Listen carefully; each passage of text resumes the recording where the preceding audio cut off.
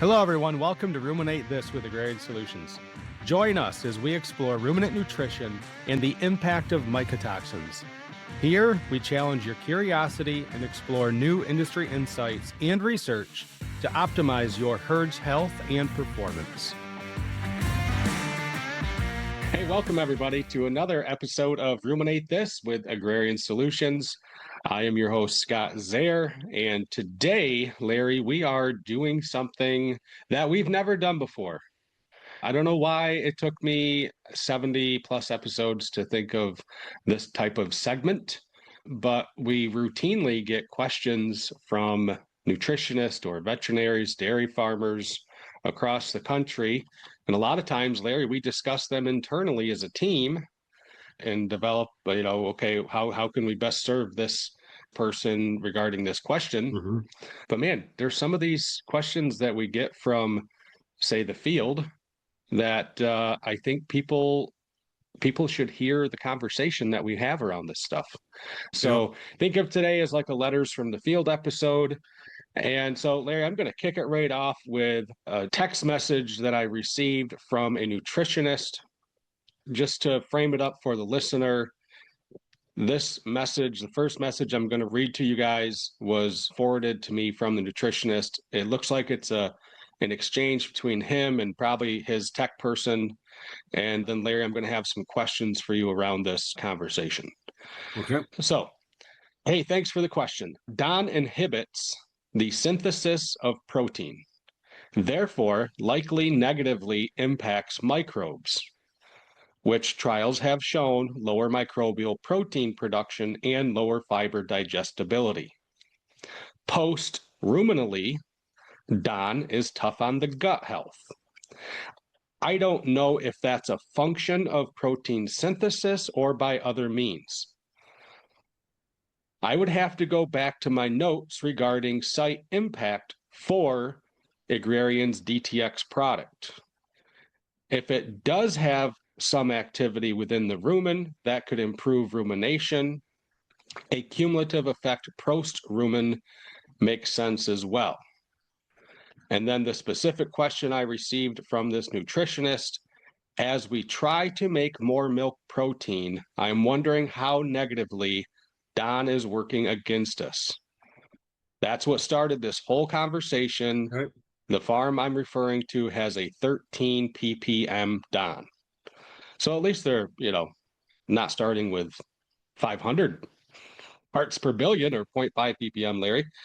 Wow, there's a lot of meat on that bone from a few different places. And I think, Larry, where I'd want to start with our conversation today is more on the protein synthesis side. My question being, if DON is inhibiting protein synthesis, what's actually happening inside the cow to cause that? And then I have some follow-up questions for you as well. Okay. Excellent. So in a previous session, we had called DON the disruptor mycotoxin. Yes. And I think that's a good lead in here. So DON alters the rumen microbial population. So if you don't have bacteria who are fermenting the diet, creating energy, making nitrogen available to be converted into microbial protein, which is the ideal amino acid balance for the cow, you don't have the ideal amino acid balance being absorbed. I think that's one place. The other, there's some thought that the DON molecule may inhibit some of the actual protein synthesis within some of the cells. So if you're not absorbing the ideal amino acid balance, and then you're inhibiting actual protein synthesis itself in the cells, you're not going to have the milk protein created. You're probably going to have less lean tissue. You're probably going to have less of the important organs, such as the liver and the kidneys. And so it's just kind of a cascading effect, if you will. And to me, I think with ruminants, we always have to start with the rumen. They've been blessed with this 55-gallon fermentation vat between their ribs, and we want that fermentation to be as both energy efficient and nitrogen efficient as it can be, because that sets the stage for the whole rest of the animal. And then we have to go to the small intestine, and Don can reduce gut integrity at the small intestine, but now we got to rebuild that small intestine. And by the way, we need some amino acids, some protein to rebuild that gut tissue. So again, it's kind of if we want to call it a cascading effect. This happens, it inhibits this from happening, that makes it harder for another thing to happen. But it all Yeah. starts with what's going on in the rumen, and then what happens to gut integrity in the small intestine. Well, and I appreciate your callback to that episode as well, where we previously, nicknamed the different mycotoxins, Don being the disruptor, and really we use that analogy then of all of these things flow downstream. Yeah, Um, so, one of the questions I had thought of is, just what happens first? Does the rumen get compromised or the gut get compromised, right? The small intestine. And obviously, based on what you said, we're first going to see efficiency drop in the rumen. yeah, That's where the fermentation vat lives. yep, Um, but again, so the gut health side of that plays into it as well. yes. Yeah, so I'm going to say we lose efficiency, both energy and nitrogen efficiency in the rumen first, and then we have issues with small intestine integrity. I think that would be the proper order. Yeah. Maybe I don't want to say proper order, but the sequence for these challenges occurring. So, Larry, right now people are trying to feed for more milk protein. So, Yep, I mean, I don't know if we can really put a number on it, but if we're trying to maximize milk protein production, yep. like how much could Don be maybe quietly working against us before we ever see clinical signs like loose manure or erratic intakes? Wow, that's a good question. Again, I'm going to take you back to our past podcast. Are there other mycotoxins challenging the cow at the same time? Mm. What is the level of DON? What other challenges might the cow be facing? So your question was, what is you were trying to put a number on the Yeah, I reduction mean, in efficiency. yeah, And it's probably a hard thing to do in a way, right? But yeah, I guess the spirit of the question is we inherently know based on research, based on things that we've talked about on this platform, DON inhibits protein synthesis, right? And there's a yep, downstream yep, effect. yep. I'm just imagining, we're out there in the real world trying to feed the cows to increase milk protein. Yes. And we keep throwing ingredients at it and we keep changing strategies to try to maximize it. We have genetics that have elevated the cow's ability, genetically speaking, to make milk protein. Hmm. But Larry, if I told you that there was a farm that was making, their percent protein was 3.6% protein, that's pretty good. And that was a number that was good years ago, too. It's just what is holding that back? From a higher level of protein in the milk, perhaps amino acids in the diet, and perhaps the ratio of those amino acids. That could be holding them back. And also, where else is that protein having to go? If that Mm, protein is being diverted to rebuilding digestive tract tissue, if that protein is being reallocated to repairing liver damage, because the liver's doing a lot of detoxification and other issues are going on. So, what all challenges is the cow facing?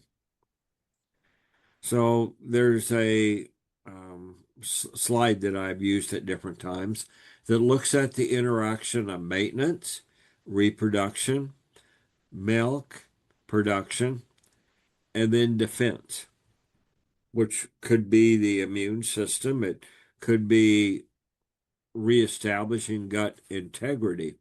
And when we have metabolic challenges, and I'm going to go ahead and say social challenges, environmental challenges, the nutrients reallocated to defense grows. Okay.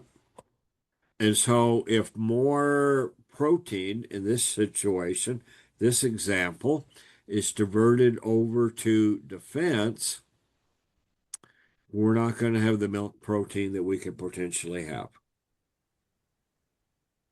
if defense you know, wasn't soaking up all that protein.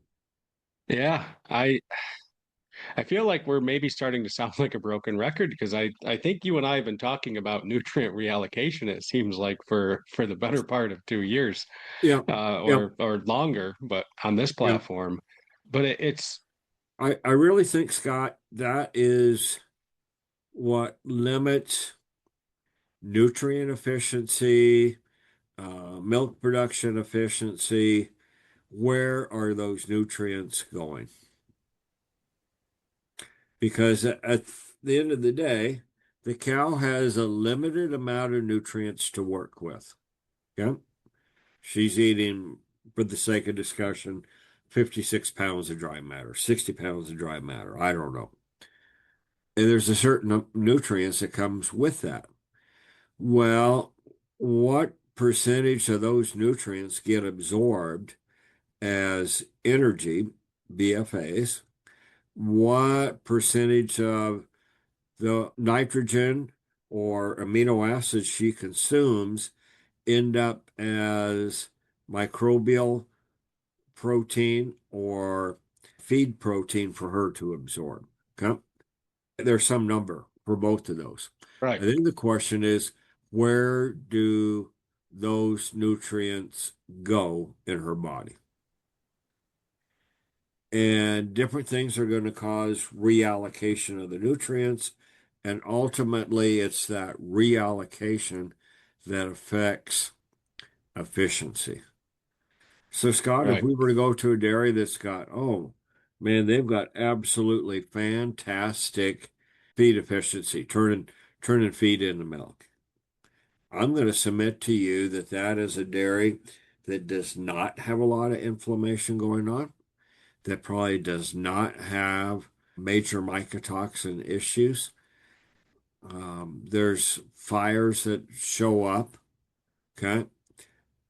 But that dairy is able to put those fires out rather quickly so that now nutrients go to more profitable purposes than just maintenance and defense. And so Yeah, you see what we've also done here, Scott, is we've broken maintenance away from defense. And yeah, I think many times people will put defense under that umbrella of maintenance. yeah. I think we need to separate defense from maintenance. I think that's fair. And, I'm just imagining, I trying to just imagining myself being a nutritionist for a minute and laying down in bed trying to connect all these dots. And that's maybe that's just giving the listener a little too much of how my brain works. I tell people my brain's like a pegboard and it's covered with pegs, and I have to make sure all the strings that can connect do connect if they can. And just walking through the cause and effect of this type of conversation, Larry, it would wake me up with night sweats to think that there's stuff going on that that is influencing the effectiveness of the ration that I'm putting on paper.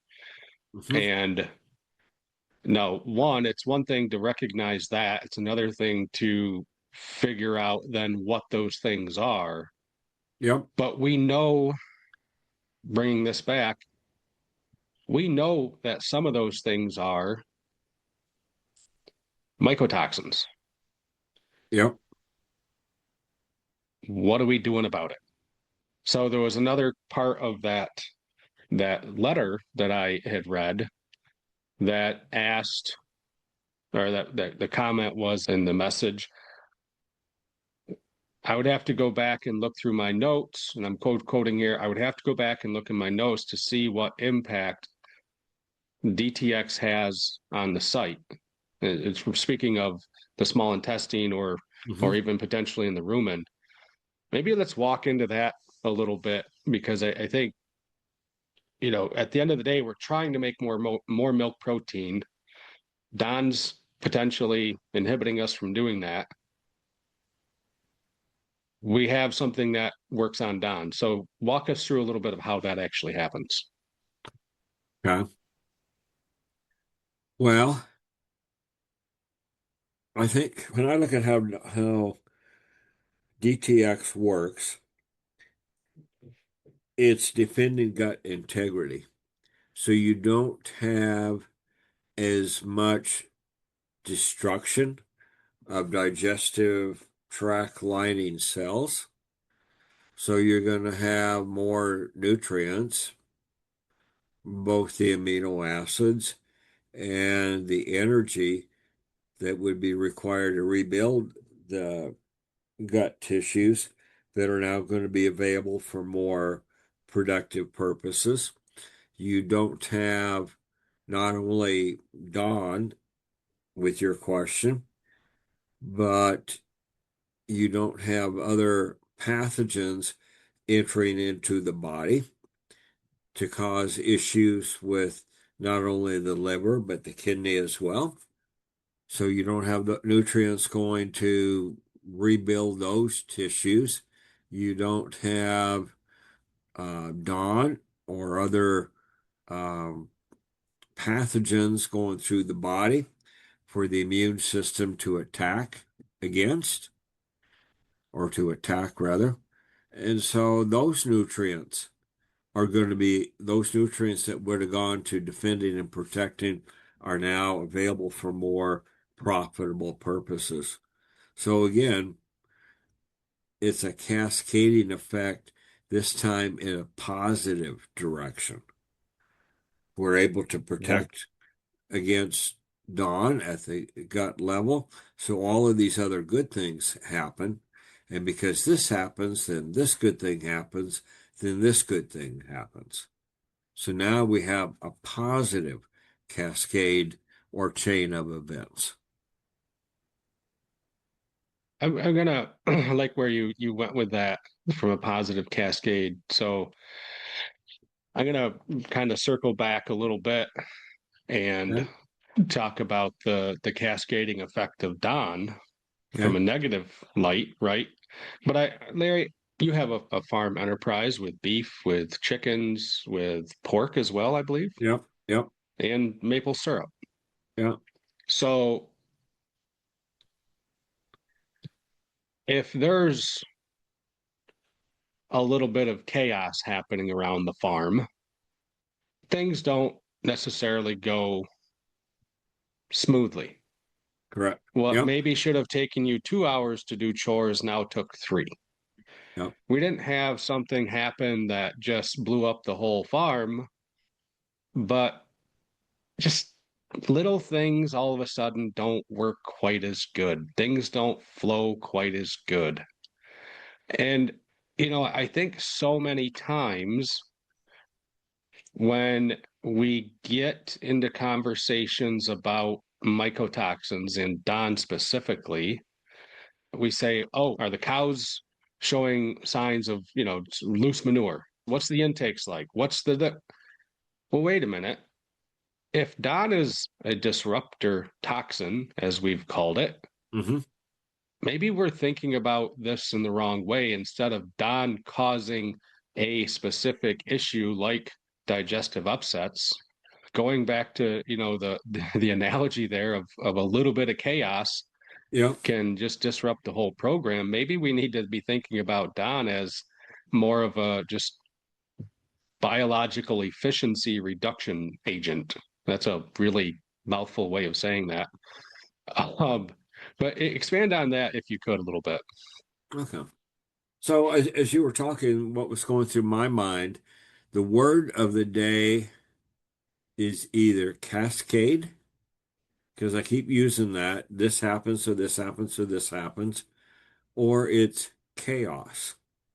Okay. Yeah, So as I have in my career, both professionally and otherwise, traveled around the world and been to a lot of farms, ranches, dairy operations, beef operations, pork, poultry operations. Those who are successful get things done on a timely basis. That's time allocation. When chaos happens, time allocation is messed up and things don't get done on a timely basis. Rather simplistic, but I think that we can look at, here's a term for you, Scott. How about nutrient chaos? yeah, When chaos happens in the cow's body, mycotoxins, we could say leaky gut, we could say heat stress, we could continue on. But when that chaos happens, nutrients are now reallocated from where we wanted them to go. yeah, So nutritionists can say, all right, how much lysine does a cow need? Well, it depends what she has to do with it.